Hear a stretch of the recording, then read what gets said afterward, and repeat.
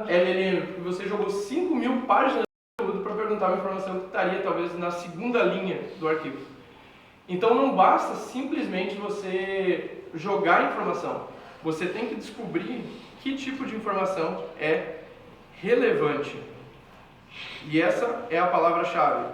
Você pode ter muito contexto, a LLM pode ter muita capacidade de processar texto, mas você só quer passar aquele contexto que é importante, porque senão você vai pagar, sei lá, 8, 15 dólares por cada 1 milhão de tokens, que, acredite em mim, gasta rápido. Quando você está lidando com terabytes de informação e fazendo perguntas e juntando arquivos, isso a conta vem alta.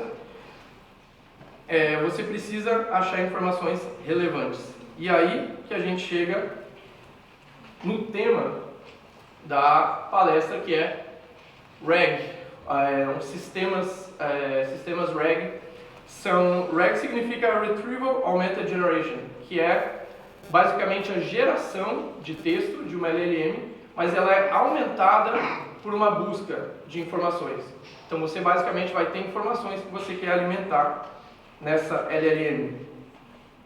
Um exemplo é quando você tem uma conversa normal no ChatGPT ou via API, você vai ter uma query de usuário, um prompt, por exemplo, que você vai lá digitar uma pergunta. Essa pergunta vai para a LLM, vai lá para o servidor de inferência do ChatGPT, por exemplo, e aí vai retornar uma resposta para você. Beleza, funciona. Só que quando você precisa de mais informações, o sistema muda um pouquinho. A gente adiciona esses dois passos aqui em verde, que você vai buscar documentos, você vai encontrar informações extras, e aí você vai adicionar isso a um prompt, e depois finalmente você vai mandar isso para uma LLM e conseguir a sua resposta.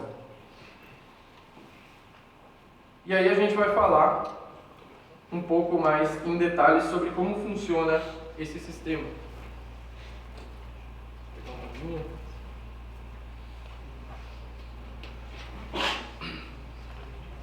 Então essa é a minha versão desenhada no sistema RAG. Vamos começar com o seguinte: você tem aqui seus documentos, né? PDF, documentos do Word. Você pode ter vídeos, imagens, textos, todo tipo de informação hoje em dia. Vamos começar com documentos de texto para simplificar. Você vai passar esses documentos através de um processo chamado chunking. Isso é basicamente quebrar esses documentos em partes menores, em seções pequenas, podem ser linhas, podem ser parágrafos, podem ser páginas. Você vai quebrar isso em partes que tenham um significado. Uma vez que você tem esses blocos de texto, você vai passar por isso aqui, que não é um tanque de guerra, tá? Foi o melhor que eu consegui fazer. Isso aqui é uma esteira, aquelas industriais, né? Uma esteira de produção, onde basicamente você tem texto entrando e você tem uma sequência numérica saindo. O que é isso?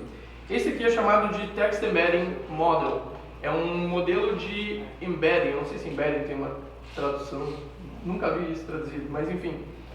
Basicamente você vai usar um modelo como um modelo de linguagem, como a LLM, mas é um modelo específico para transformar texto em vetores, né? Um vetor, ele é simplesmente uma sequência numérica, tá? Pensa como um array de números decimais ou alguma coisa do tipo. Mas a gente chama de embedding quando esses números eles têm um significado ligados a ele. Alguém aqui é especialista em machine learning? Não, então não tem ninguém para me corrigir, beleza, vai ser isso mesmo. Essa é uma simplificação bem grosseira, mas a ideia é a gente entender como isso funciona, né? Não os detalhes da implementação.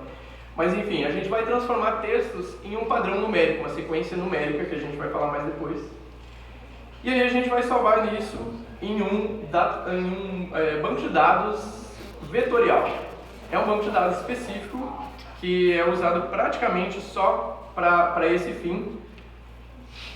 E a gente vai jogar todos esses números lá dentro. Beleza, você já tem todos os seus dados processados, e aí a gente vai para a parte interessante, que é você tem um usuário agora que quer usar esse sistema. E o usuário, ele vai querer fazer perguntas. Por exemplo, qual é o faturamento do quarto trimestre? Ele quer informações, ele não quer ficar pesquisando coisas. Isso vai aumentar cada vez mais, né? Quando as pessoas acostumarem com o ChatGPT, ninguém mais vai querer abrir um documento para descobrir o que está lá dentro. Então, basicamente, a gente vai pegar essa pergunta do usuário, vai transformar ela também, passar por dentro desse tanque de guerra e transformar isso também em vetores. E aí a gente vai rodar uma busca chamada busca semântica, onde a gente vai comparar esses vetores que estão no banco de dados com esse vetor que foi criado através da pergunta do usuário. E a gente vai comparar esses números e ele vai retornar para a gente o que é mais parecido com esses valores. Isso vai permitir que a gente encontre os textos lá dentro que são mais parecidos, mas não é uma busca por palavras. Então, ele não vai estar procurando textos que falem a palavra faturamento, por exemplo, ou quarto trimestre. Não, é uma busca por significado. Então, filosófico isso, né? Mas basicamente ele vai tentar achar informações que têm um significado parecido. Então, ele vai achar todas as informações referentes a lucro, a faturamento, ao que entrou na empresa. Pode estar escrito de qualquer forma possível. Assim como no ChatGPT, você não faz uma busca de texto, né? Você fala alguma coisa, ele traz informações parecidas, ele entende a sua pergunta. E é isso que a busca semântica faz. Então, a gente pode finalmente seguir com o resto do processo. Assim que a gente consegue esses documentos relevantes, a gente monta um prompt com a pergunta do usuário, mais um prompt de sistema, que é basicamente: você é um assistente, sei lá, jurídico, você vai receber uma série de dados que você vai responder com esse formato, dessa forma. E use esses documentos como contexto para responder essa pergunta. E aí sim a gente vai passar isso para a LLM, ela vai retornar uma resposta e vai finalmente retornar isso para o usuário, que aí vai ficar um pouquinho mais feliz com o resultado. Então, basicamente, esse é o nosso RAG. Você tem a pergunta para o usuário, que vai para a LLM e ele te dá uma resposta, mas antes disso você faz uma busca por significado nos seus documentos, retorna aquilo que é mais relevante para responder aquela pergunta e aí você joga aquilo dentro da LLM para evitar as alucinações, para dar a ela contexto que ela não tinha como ter sobre o faturamento da sua empresa, por exemplo. E isso pode ser feito tanto via ferramentas no-code, low-code, quanto aplicações desenvolvidas com código mesmo, em Python, em JavaScript ou qualquer outra funcionalidade. É simplesmente uma forma de ensinar a LLM como ser mais inteligente, como ter as informações corretas, não é uma implementação específica. Para deixar um pouquinho mais claro, quando eu falei de embedding, eu disse que é um vetor com significado incorporado nele. Isso é difícil de entender, né? Como que uma sequência de números vai saber o significado do meu texto? E esse é um dos grandes pontos-chave da IA, é como ela realmente aprende as coisas, né? Porque você só dá informações para ela. Uma IA é treinada com bilhões de informações de dados e você nunca diz a ela o que fazer, de fato. Você simplesmente vai dando informações até que ela vai capturando padrões e entendendo. Então eu vou tentar explicar isso de uma forma bem simples. Digamos que você tem aqui um gráfico onde tem ali x e y numa escala de 0 a 5 entre coisas que são rápidas e coisas que são barulhentas. Então nessa escala você tem aqui um avião que é barulhento pra caramba e é muito rápido. Então a gente vai atribuir um valor de 5 e 5, por exemplo. Aí você tem um caracol, por exemplo. Vamos dizer que ele é 0 barulhento e 0.1. em rapidez só porque ele se move, né? Mas não dá nem para considerar. E aí, se eu disser, por exemplo, sei lá, um cachorro, vamos colocar um cachorro aqui no meio, não é tão barulhento, é o meio termo dentro da nossa escala não científica. Aí a gente tem aqui, vamos atribuir um 2 e 2, por exemplo. Beleza? Tem sentido? Faz sentido mais ou menos dentro dessas informações? Beleza. Agora, se eu disser o seguinte, olha, eu tenho um outro item aqui que é 2 e 3. Eu não sei o que é esse item. Você consegue me dizer o que é mais parecido com ele? Você vai botar isso no gráfico e vai dizer, ó, o mais parecido aqui é o cachorro. Tá, mas o que é esse item? Não me interessa, não importa. Mas eu consigo encontrar o que é mais parecido com ele, o que é mais similar. E é basicamente dessa forma que funciona uma busca semântica. Você vai pegar aquela informação do usuário, vai converter aquilo em números e vai tentar achar o que é mais próximo daquele significado. Mesmo que você não saiba exatamente o que aqueles números significam. E não se importe, de fato. A diferença é que você pode fazer isso, por exemplo, em 3D. Eu posso ter 3 informações, ser mais barulhento, mais rápido e, sei lá, mais inteligente, ou qualquer outra informação. Você vai botar isso no gráfico 3D e também vai conseguir encontrar o que é mais perto. Eu não sei como se desenha um gráfico mais do que 3D, né? 4D, 5D, então esse é o melhor que eu pude fazer.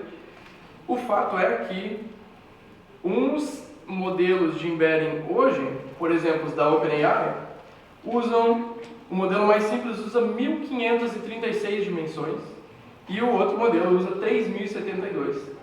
Então isso significa que cada informação vai ser convertida num array de 1536 números a ser comparados com outros, ou 3072 números. De alguma forma ele consegue capturar o significado daquele texto e converter em números. O que significa o primeiro número? Ninguém sabe. Se eu mudar esse número, o que muda? Ninguém sabe. O fato é que ela aprendeu a fazer isso. Então a gente usa essas ferramentas. E basicamente isso que é um embedding. Você transforma o texto em um vetor que tem um significado. E aí você consegue comparar esses significados para entender o que é mais parecido. Sabendo o que é parecido, você consegue montar um sistema onde você tem uma busca mais inteligente. Você vai conseguir plugar uma LLM no seu próprio negócio, na sua própria empresa e dar a ela informações. Você vai jogar todas as planilhas, todos os PDFs, todos os textos, as apresentações. Você vai poder pegar aquele conteúdo que é produzido dentro da empresa pelo marketing, pelas vendas, pela engenharia. Você vai juntar tudo aquilo ali, vai plugar aquilo numa LLM. Você vai fazer perguntas, ele vai entender o que você está buscando de informação e não importa onde essa informação está, vai começar a trazer essa informação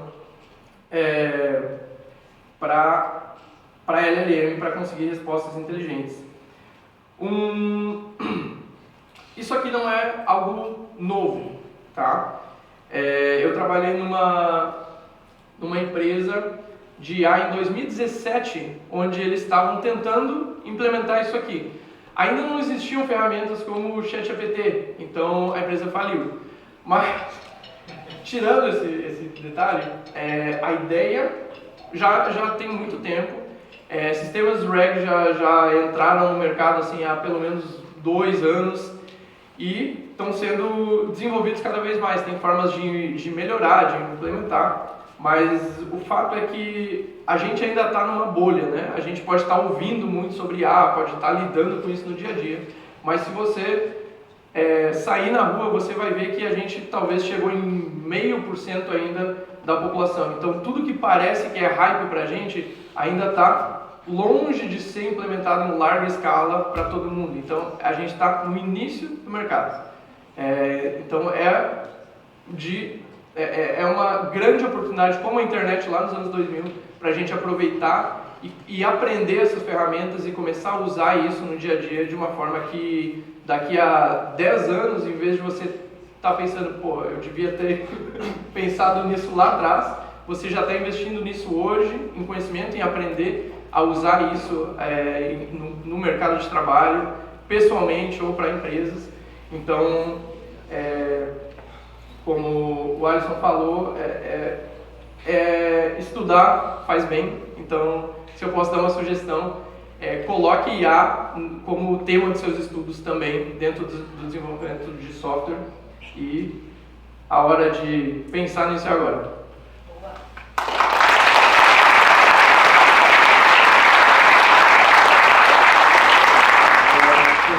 Pela questão do tempo, a gente vai... Alô? Pela questão do tempo, a gente vai ter... a gente vai ter tempo para só uma pergunta, então façam sua pergunta lá, e daí depois a gente vai para o intervalinho, vamos comer, tomar um café, e depois a gente volta com as próximas palestras.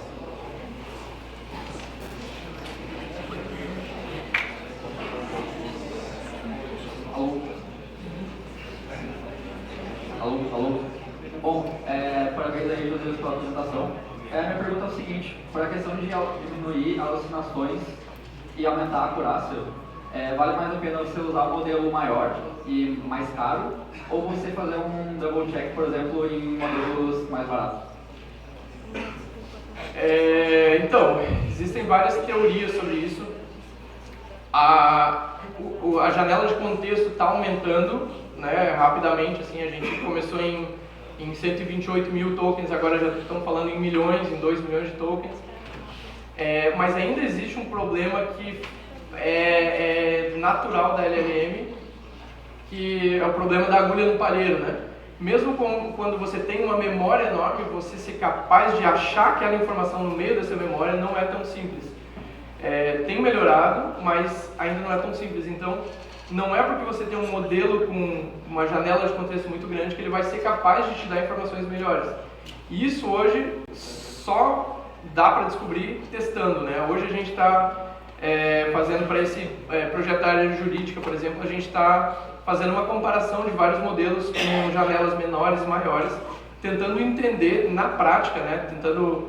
Usando a própria IA para julgar as respostas de outra IA, para tentar entender o que é mais coerente em termos de texto. Às vezes você vai precisar buscar essas informações com um sistema RAG, por exemplo, e passar isso vai ser mais assertivo do que você ter uma janela enorme e jogar um monte de coisa lá dentro, porque ele não vai ser capaz de processar aquilo de uma forma relevante.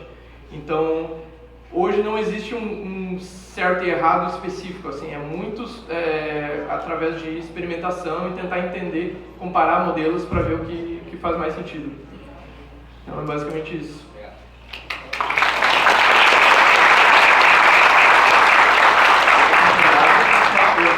Intervalo, daí depois a gente volta.